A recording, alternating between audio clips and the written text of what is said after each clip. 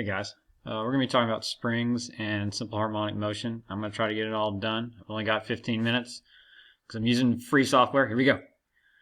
So as you see here, this is a spring, and if you exert a force on that spring and let it go, it will oscillate back and forth. Oscillate, just a simple fancy term for doing something over and over and over again.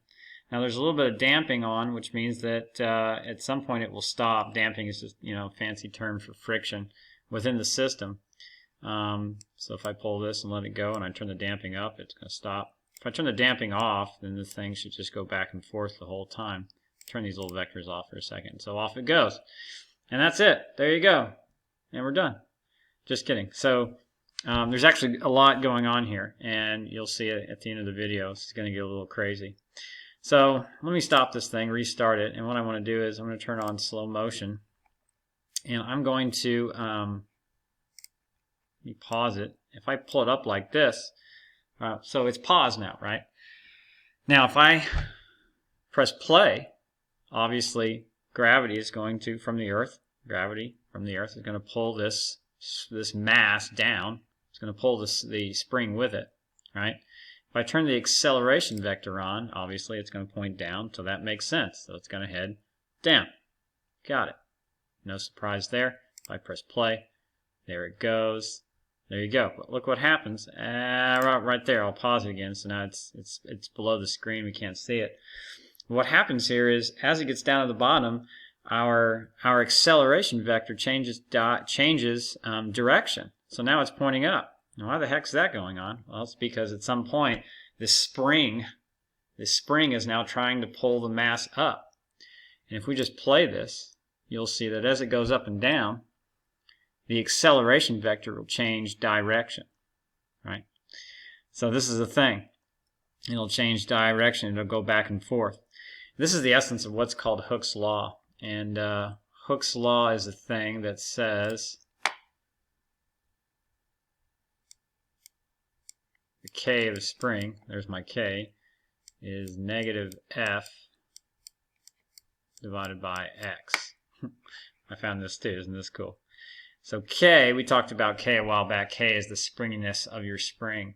And it's related to these two things, force acting and how much stretch you get. And so this is called Hooke's law. So the K of a spring is related to these two things, F and X. And so what happens here, there's this little minus sign. And the minus sign is typically misunderstood, but what it means is that as the spring is going up, the force acting on it's actually going down, right? And then as the spring goes down, look what happens. The force changes direction and goes up. So whichever way the spring goes, all right, the force is going to act in the opposite direction. Okay? All right, cool. So that's called Hooke's law. All right. Now, here is the deal. So we need to take a look at this motion.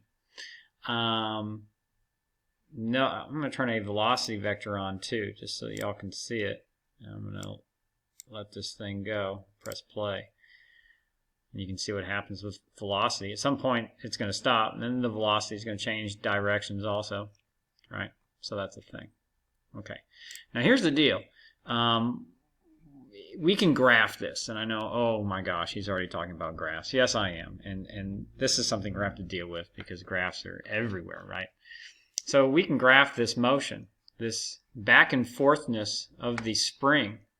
If we graph it, we will get a particular function. So this is a little busy, but here's our mass right here, and here's the spring. And so what's going to happen here is this thing is going to oscillate if I run it. What's happened is that it's been pulled backwards, and now it is going to be let go, and it's going to go back and forth. Let me make it go faster. This is a little boring. There we go. So the thing is going to oscillate back and forth. If there's no friction, it'll just keep on going. There you go. And it's going to oscillate back and forth between these 2 points, x max and x max. This displacement, either positive or negative, is called the amplitude of the spring's displacement, the maximum distance from this 0 point, which is called the equilibrium, that displacement, either positive or negative, is called the amplitude. And it's going to oscillate back and forth, right? Now I'm going to slow this down, and I'm going to turn some graphs on, and I'm going to show you what happens when we graph this. Let me pause it. I'm going to reset it. This is going to be a little busy. So we have a bunch of different graphs here. We have a displacement graph, we have a velocity graph, an acceleration graph, and then we have potential and kinetic. And so what happens is a spring's only going to move if you have to either pull it away from its equilibrium spot. So you either have to pull it this way or you have to push it in, right? So what they've done is they've taken this thing and they've pulled it out. And so what I'm going to do is I'm going to run this thing, and you're going to see these graphs appear on the screen. So here they come. I'm going to pause it when it gets halfway. Boom. So that's about halfway. So here's your displacement graph. It starts at some maximum because it was pulled out to X max. And right here at its equilibrium spot, it's at 0 now. Its velocity starts at 0, right? Because you had it pulled out, and when you let it go, the spring is going to pull it in. And so right here, at this middle point, you get a maximum speed.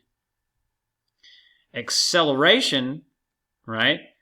As it picks up speed, it's actually got a maximum acceleration right here on this max and on that max. And so it starts at a maximum A, right? Because that's its, just like over here, right? If we turn on the acceleration vector, right? On the ends, it's accelerating in the opposite direction of the way that it's going. It's moving up, but it's accelerating down. Okay, so your acceleration is always going to be in the opposite direction of the motion. Let's watch again.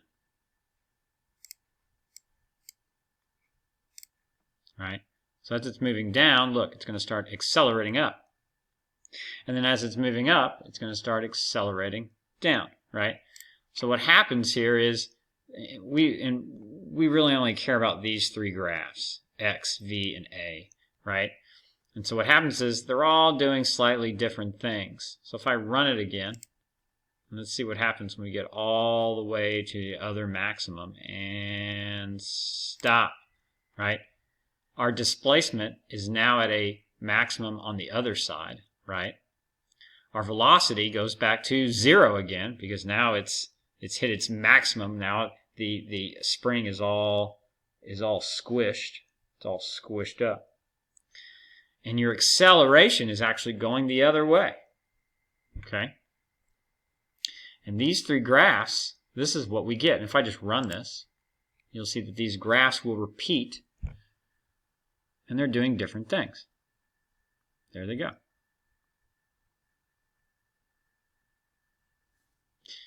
And then down here you have you've got potential and kinetic, and those things just go back and forth, right? Because on either extreme, right, when it's squished all the way in or it's pulled all the way out, it's got potential.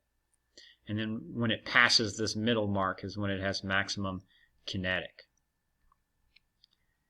But these three graphs are the ones that we care about, right? So here we go. Let me see if I can get this done in the time. I don't know if I can. All right, so we're going to have three graphs, right? Our first graph is a displacement graph. This is a displacement time graph. And so what happens is that it starts, a spring has to start either fully stretched or fully compressed. So it's going to start a certain distance away. This is our 0 point right here. This is 0.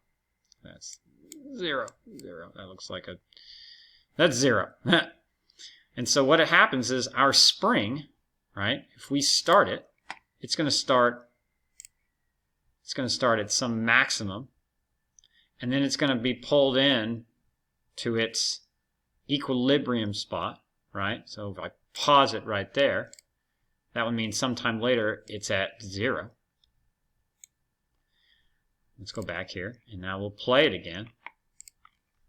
And now it's going to keep going all the way to this maximum spot where it's going to stop. And that would be some displacement down here. And it's just going to keep doing that. And the graph you get looks like that. That's your displacement graph. We can graph two other things. We can graph velocity versus time. What's the velocity doing? Well, let's run this thing. Velocity is a maximum right in the center. So right, boom, there, your velocity is a maximum. But if you pull the spring all the way out, notice it starts at 0 velocity. And when it goes all the way in, it will be at 0. So if we reset this, right, and I say run, and then pause, what's our velocity sitting at? Look at that. It's sitting at 0 first. Right? And then as we play it, it's going to be going in the negative direction. So we're going to have negative velocity right here. And pause. So we'll have some negative velocity. And then as it goes, it's going to keep going, going, going, going, going. And when it gets all the way over to this spot right here, it'll stop. And you see what's going to happen here. It stops. So our velocity is back to 0 again. And if I press play, it's going to go back boom, boom, boom, boom, boom. And then it's going in the positive direction towards X max. So right there, it'll be a positive. And this is the graph you get.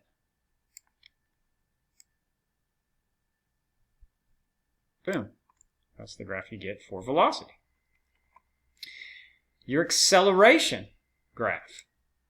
Move myself over a little bit. Our acceleration graph. We can go all the way down to the bottom here. I just need to move myself over. There we go. Our acceleration graph, this is going to be an A.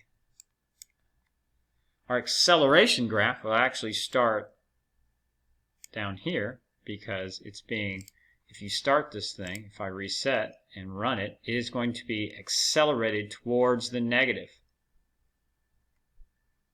In fact, let's run it. What is our A graph doing? Let's see. I'm going to pause right there. Notice your A graph starts at a negative. Right here in the center is when it has max speed. It's actually moving at cruise control right there. It has constant speed for a very brief moment, which is why right there, right here at the middle, your acceleration is going to be 0. So our acceleration graph ends up looking something like this.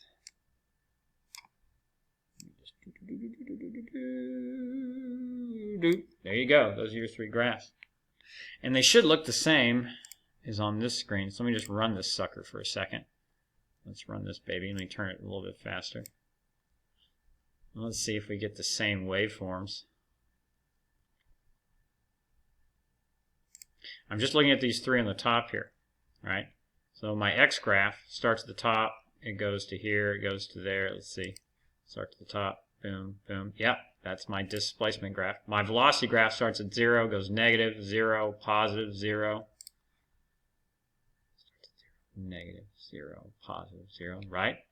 My acceleration graph starts at negative, goes to 0, goes to positive, goes to 0, goes to negative. See? There you go.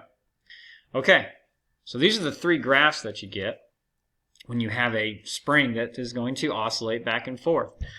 If you have to watch this dang video over again, I guess you do. I hope this kind of makes sense, that when we graph that, we get these waves. Now, in my next video, what we're going to talk about is what do we do with these dang graphs? What do they mean? Okay, so stay tuned.